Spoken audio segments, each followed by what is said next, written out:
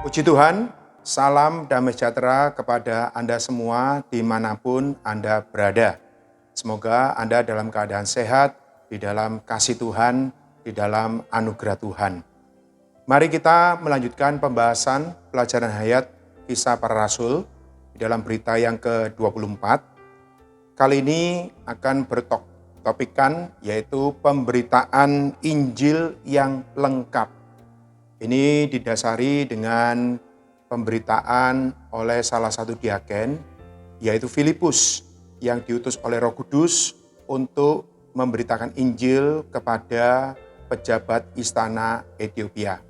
Di dalam pembahasan ini, kita akan melihat bagaimana satu pemberitaan Injil yang lengkap.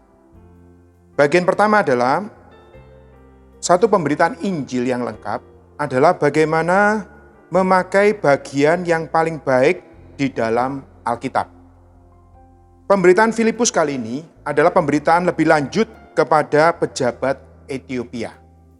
Ini adalah suatu terobosan Injil yang meluas ke Afrika. Ini untuk menggenapkan perkataan Tuhan di dalam pasal 1 ayat 8. Kamu akan menjadi saksiku di Yerusalem, seluruh Yudea dan Samaria, dan sampai ke ujung bumi.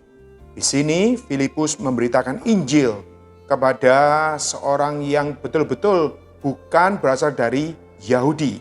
Ini meluas sampai kepada negara yang jauh, yaitu Ethiopia, yaitu satu negara di bagian benua Afrika. Dan saat itu pejabat Ethiopia sedang membaca kitab Yesaya. Puji Tuhan. Dari pembacaan kitab Yesaya inilah mulai Filipus memberitakan Injil. Ayat yang dibaca oleh pejabat istana itu di dalam pasal 8 ayat 32 sampai 33, nas yang dibacanya itu berbunyi seperti berikut. Seperti seekor domba ia dibawa ke pembantaian, dan seperti anak domba yang keluh di depan orang yang menggunting bulunya, demikianlah ia tidak membuka mulutnya. Dalam kehinaannya berlangsunglah hukumannya. Siapakah yang akan menceritakan asal-usulnya? Sebab nyawanya diambil dari bumi. Maka kata sida-sida itu kepada Filipus, aku bertanya kepadamu, tentang siapakah Nabi berkata demikian? Tentang dirinya sendiri atau tentang orang lain? Maka mulailah Filipus berbicara dan bertolak dari nas itu, ia memberitakan Injil Yesus kepadanya. Jadi dari nas yang dibaca oleh pejabat Ethiopia ini, Filipus menjelaskan tentang persona dan karya Tuhan Yesus. Bahwa anak domba ini adalah tak lain Tuhan Yesus sendiri. Dan anak domba yang tidak berkeluh menunjukkan Tuhan Yesus yang rela datang ke dunia untuk menjadi juru selamat, memberikan nyawanya kepada manusia supaya manusia ini tidak binasa.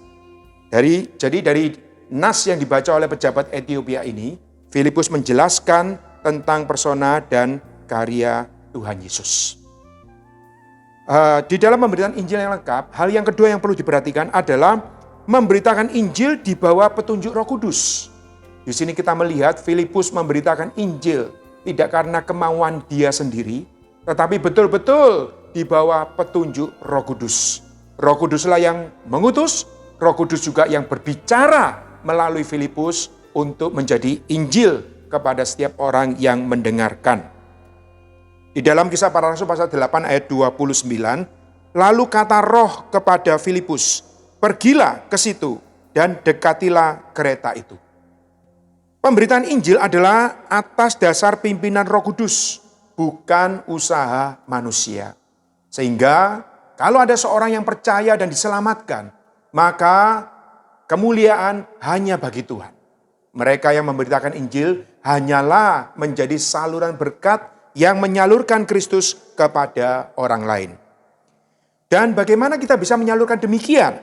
Jika kita memelihara persekutuan dengan Tuhan, kita akan menerima pimpinannya dalam memberitakan Injil. Saudara-saudari, kalau kita setiap hari banyak menikmati Kristus, Tuhan juga akan memenuhi kita dengan firman-Nya. Tuhan akan memenuhi kita dengan hayat-Nya. Tuhan juga akan menjaga roh, jiwa, dan tubuh kita.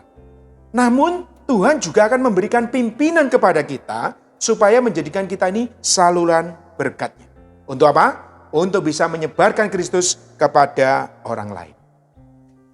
Hal yang ketiga di dalam satu pemberitaan Injil yang lengkap adalah pemberitaan Injil membawa orang percaya dan dibaptis. Jadi bukan hanya percaya saja, percaya dan dibaptis. Di dalam Kisah Para Rasul pasal 8 ayat 36 sampai 37, mereka melanjutkan perjalanan mereka dan tiba di suatu tempat yang ada air. Lalu kata sida-sida itu, "Lihat, di situ ada air.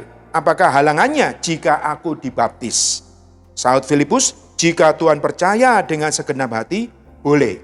Jawabnya, "Aku percaya bahwa Yesus Kristus adalah Anak Allah." Di sini kita melihat pemberitaan Filipus mengarah sampai kepada perkara baptisan. Ini adalah Injil yang lengkap. Siapa yang percaya dan dibaptis akan diselamatkan. Ini di dalam Markus pasal 16 ayat 16. Saudara-saudari, percaya adalah perkara menerima Yesus masuk ke dalam hati kita. Jadi saat kita memberitakan Injil adalah harus menyalurkan Kristus sehingga orang itu percaya menerima Kristus masuk ke dalam hatinya. Lalu dibaptis adalah perkara kita dibawa masuk ke dalam kematian dan kebangkitan Kristus. Jadi percaya itu Yesus masuk ke dalam kita, dibaptis adalah kita masuk ke dalam Kristus, inilah menjadi satu kesatuan. Selanjutnya kita melihat bahwa baptisan air menunjuk kepada kesatuan kaum beriman dengan kematian dan kebangkitan Kristus. Sedangkan baptisan roh menunjuk kepada kesatuan hayat kaum beriman dengan Kristus, baik secara esensial maupun ekonomikal. Jadi saudara-saudari, saat ini bagi mereka yang percaya, mereka berarti sudah menerima Tuhan Yesus. Lalu mereka dibaptis. Begitu dibaptis artinya mereka dibawa masuk ke dalam kematian dan kebangkitan Kristus. Dan sekaligus menerima baptisan roh. Baptisan roh di sini adalah membawa kaum beriman tersebut masuk ke dalam satu hayat, masuk ke dalam satu tubuh bersama dengan kaum beriman lainnya. Maka pejabat Ethiopia menerima baptisan air dan baptisan roh pada saat yang sama. Di depan manusia mengalami baptisan air, ini yang kasat mata. Tetapi di hadapan Allah mengalami baptisan roh. Saudara-saudari, baptisan air adalah membawa masuk orang yang percaya ke dalam Allah Tritunggal. Jadi kita perlu melihat baptisan air memang yang di depan mata kita. Tetapi di hadapan Allah, baptisan air ini pun adalah satu tanda bahwa orang tersebut dibawa masuk ke dalam Allah Tritunggal. Dan juga dibawa masuk ke dalam Kristus. Juga dibawa masuk ke dalam kematian Kristus. Akhirnya baptisan ini menghasilkan satu tubuh Kristus. Artinya orang yang dibaptis ini telah dibawa masuk ke dalam satu tubuh. Ini yang dikatakan di dalam 1 Korintus pasal 12 ayat 13. Jadi saudara-saudari, kita perlu meneladani pemberitaan Filipus di mana dia memberitakan Injil secara lengkap, yaitu membawa orang itu percaya, dan Filipus sendiri di bawah pimpinan Roh Kudus memberitakan Injil Kristus kepada orang itu, sampai orang itu percaya dan dibaptis. Jadi kita perlu meneladani bagaimana pemberitaan Injil yang lengkap dan mempraktekkan baptisan dengan pemahaman yang benar. Saudara-saudari, Anda dan saya hari ini memiliki hak istimewa untuk menikmati Tuhan dan juga bisa memberitakan Injil. Tidak perlu pemberitaan Injil ini diberikan hanya atau oleh orang-orang tertentu, tapi setiap orang yang begitu mengalami persekutuan yang intim, persekutuan yang kuat dengan Tuhan, orang tersebut akan dipenuhi dengan roh, baik secara esensial maupun secara ekonomikal. Lalu akhirnya menjadi satu saluran berkat, sehingga dia bisa memberitakan Kristus di dalam keluarga, teman, ataupun di mana dia berada. Saudara-saudari, Allah rindu bahwa kita semua yang telah beroleh selamat, yang telah mengambil bagian di dalam satu tubuh Kristus, juga berbagian di dalam perluasan melalui pemberitaan Injil. Semoga di masa pandemi ini tidak menciutkan hati kita, tapi menguatkan iman kita bahwa kita memiliki sang harapan dan kesempatan untuk memberitakan kabar sukacita ini kepada orang-orang di sekitar kita. Semoga Tuhan merahmati Anda dan saya menjadi anggota tubuh yang hidup yang memperluaskan Kristus. Amin.